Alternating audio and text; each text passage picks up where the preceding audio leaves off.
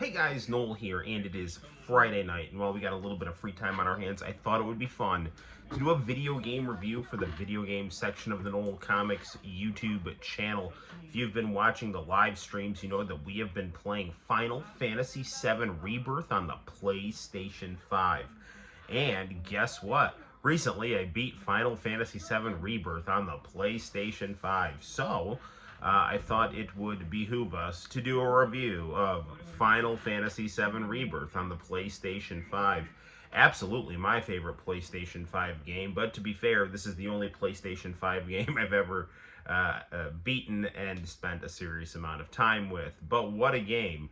Let's chat a little bit about it. Now, if you know me, you know that Final Fantasy VII is my favorite video game, and Final Fantasy VII remake on the PS4 I thought was an awesome game that I loved dearly. So I wanted to get a PlayStation 5 because this game is a PlayStation 5 exclusive. What do I think of this game? I think it's phenomenal. However, there is a little bit of a caveat here.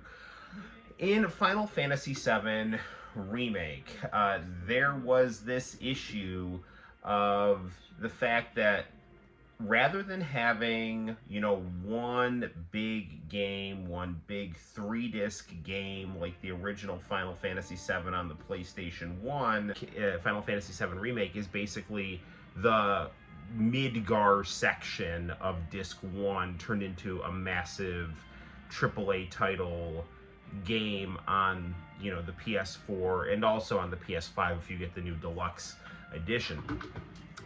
This game is the second half of the first disc, okay?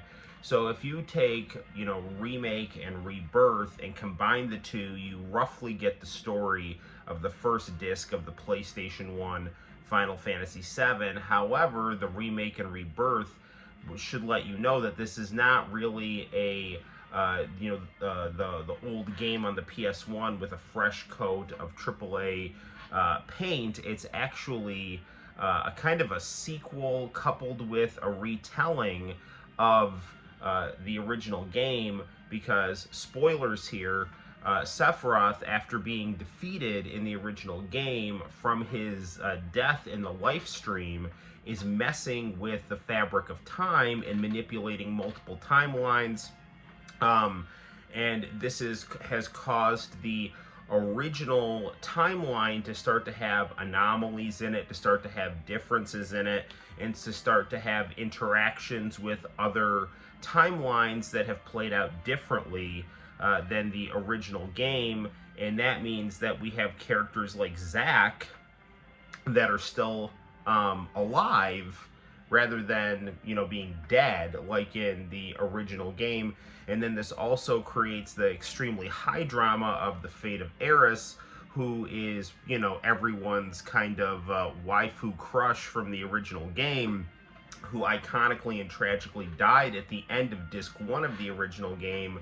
Now you're in a situation where what's going to happen to Aerith? Do we finally get to save Aerith? Is Aerith going to die? What the hell is going on? Is Aerith fighting Sephiroth in the live stream because she also died in the first game? So there's a lot of really interesting abstract things going on, but because this is a AAA game and it's dealing with such a small portion of the original PS1 game, in order to make this game not be probably like a 20-hour game, they have decided to add a bunch of busy work, mini, kind of quest things in the game that, in my opinion, really kill the pacing of the game. So for example, the story's, it's getting kind of interesting, you're in the flow of things, you really want to see what's next, and then all of a sudden it's like, oh, actually you got to go explore this town and run some errands, and it's like, what? Come on, man. It's like, I want to go beat up Sephiroth. I don't want to chase this old lady's chicken around, or, I don't know. So there's some stuff like that, which in my opinion kind of hurts the pacing of the game. But in general, the story is highly compelling. The game is extremely enjoyable to play and incredibly beautiful to look at. So, without further ado, let's get down to playing some Final Fantasy VII Rebirth on the PlayStation 5 as we review this game right now.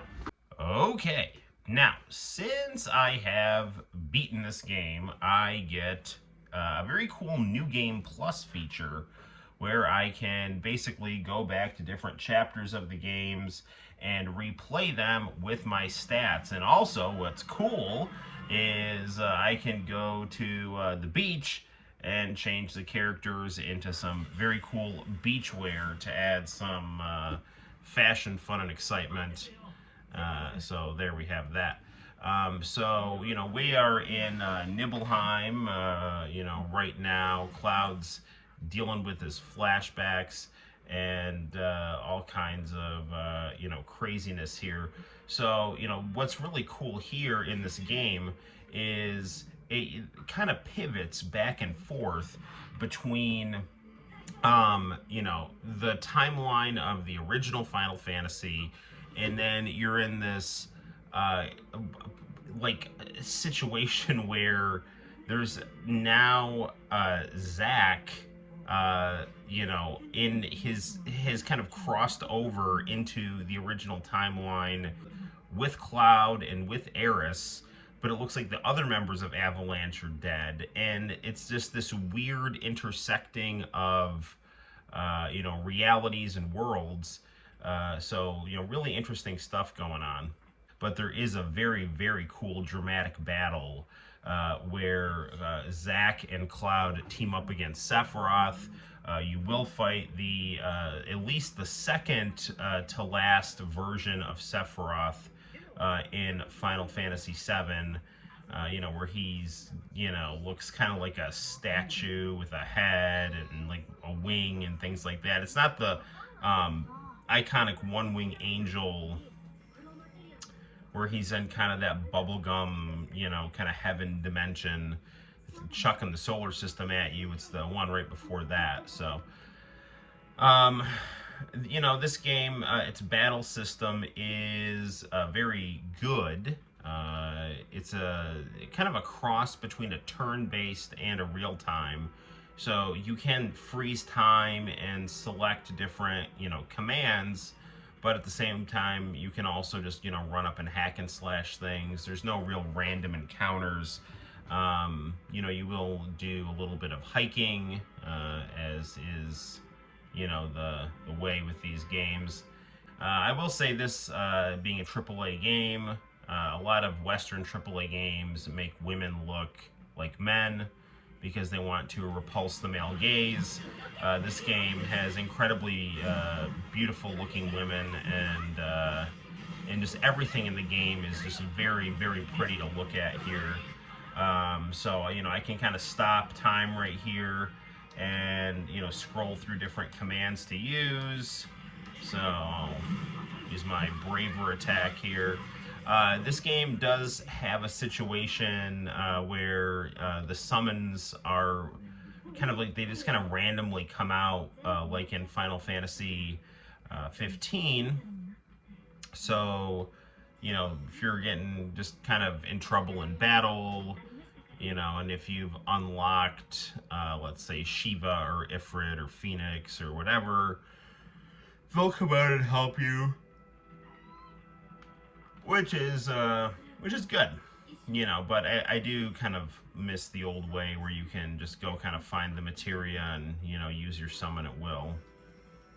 So, we're back in Nibelheim, and things are not quite what we remember, but they are also just like what we remember. How is this possible?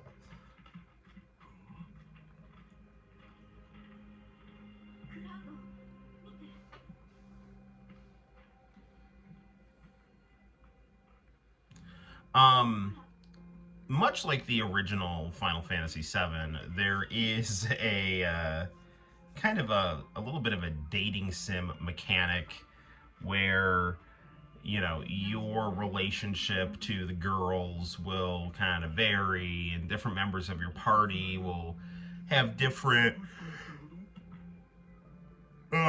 like degrees to which they are enthusiastic about your character. Now, you can see that in this game because they'll actually have like little smiley faces on tops of the characters at certain points where you're doing things that'll drive up or drive down, their perception of you. I had Tifa and Eris looked like they were like very happy smiley faces about me, but when it got to the gold saucer where I'm supposed to go on a date, in the original game, it's like Eris that asks you out unless you're a total, dickhead to her. But apparently, for whatever reason, like I ended up going on a date with Kate Sith, Vincent, and Sid, which was, a little disappointing. Kind of took me back to my bachelor days where it's like, no girls this Friday. Time to just hang out with the bros, So here's an example. Like, you can see that little smiley face above Yuffie right here. So depending on what we do, that face will change.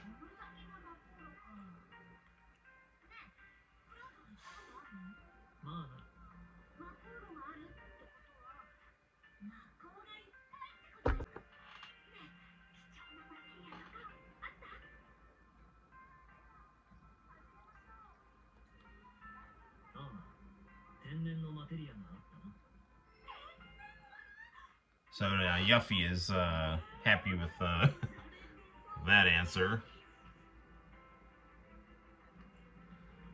Ooh, let's see what Red 13's got going on up here. He's also pretty happy with me here.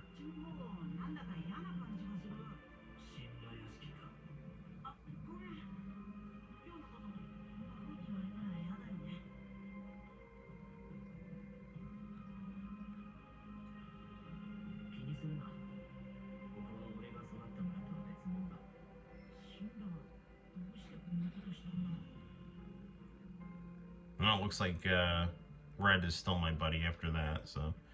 Let's see where Eris is here.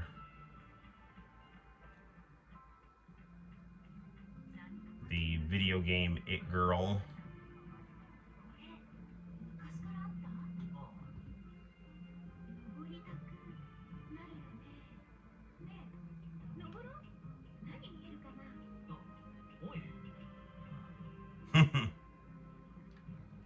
Time to climb up the ladder and have a little impromptu date with Eris.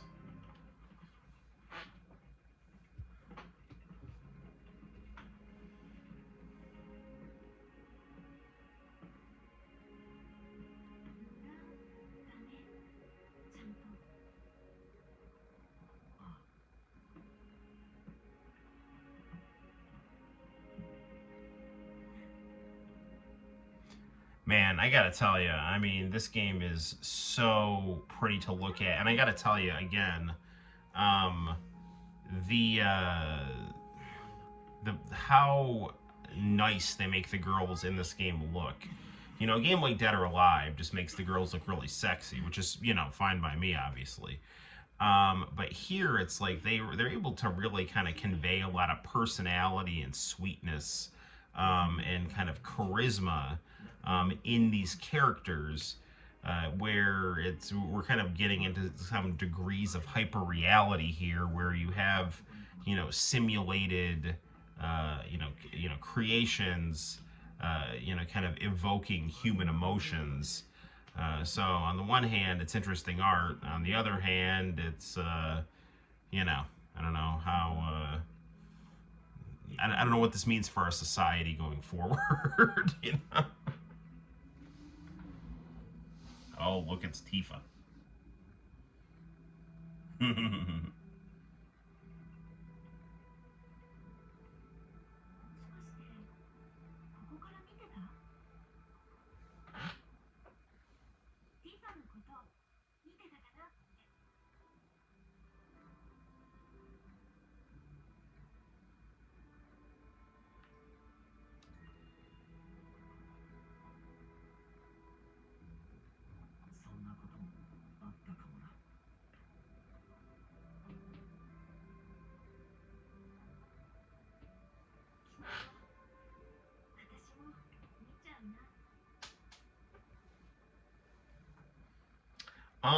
Sid Sid is in this game, and in the original game, we meet Sid a lot later, and there's a whole just really, really cool backstory with Sid. But in this game, and apparently, this is probably happening because, you know, the timeline has been messed with.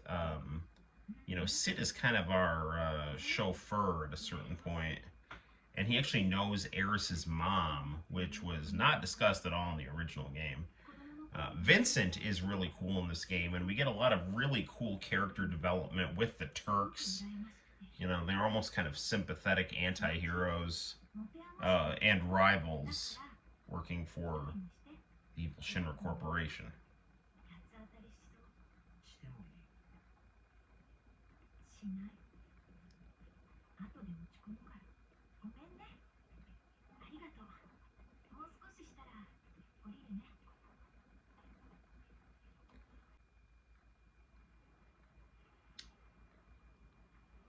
So here we see, the tiny Bronco, Sid's ship, before the high wind.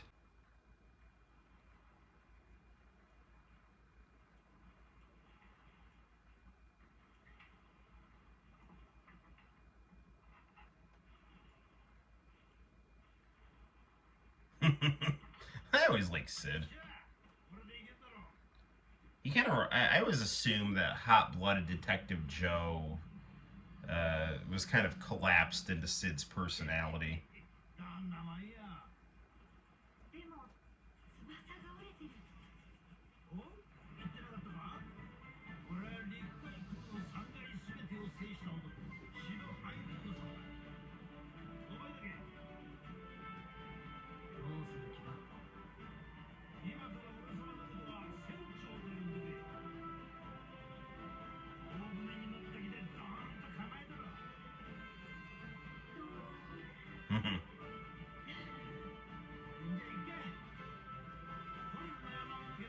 Man, Mr. T with a gun arm is just the way to go, man.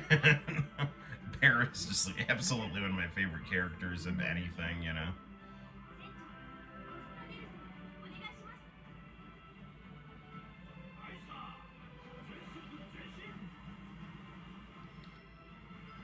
So, in this situation, we're just going to navigate the tiny Bronco, get to Costa del Sol, and from Costa del Sol, in this situation, we're going to, hop to the Gold Saucer.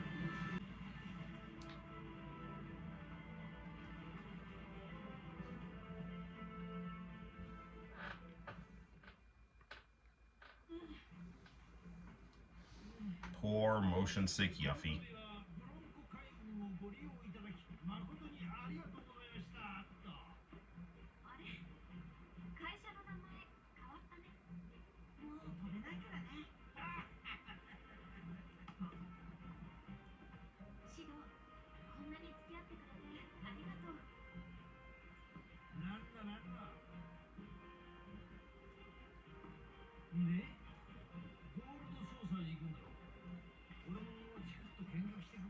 So, Sid, at this stage in the game, we don't have as an active member of our party, but he is a friend and important part of the plot.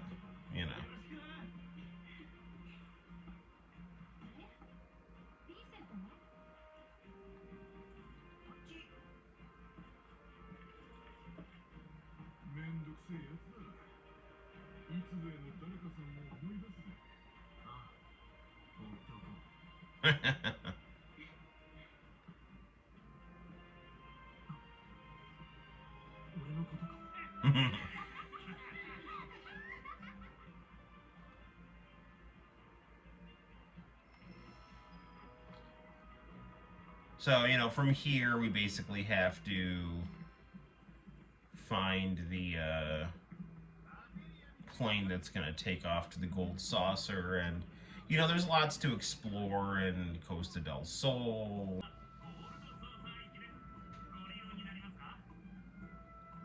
Sure. Let's take a ride to the Gold Saucer.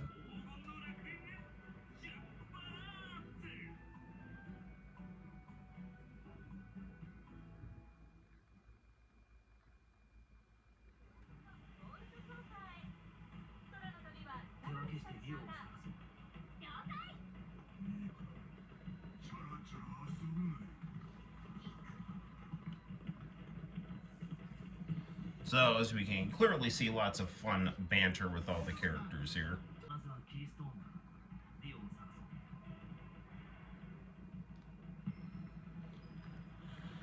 So, as you travel around the Gold Saucer, there's lots of stuff you can do, and I recommend this little mogul guy here will kind of auto-transport you to different locations and where to go.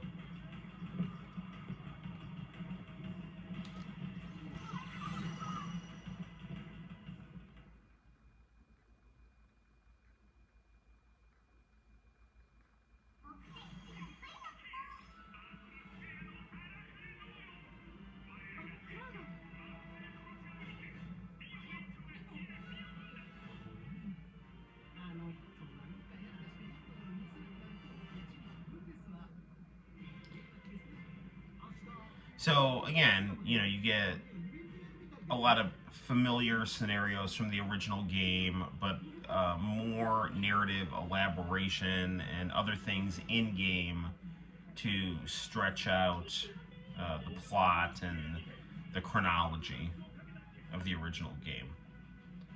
And then it just veers into all this multi-dimensional timeline stuff.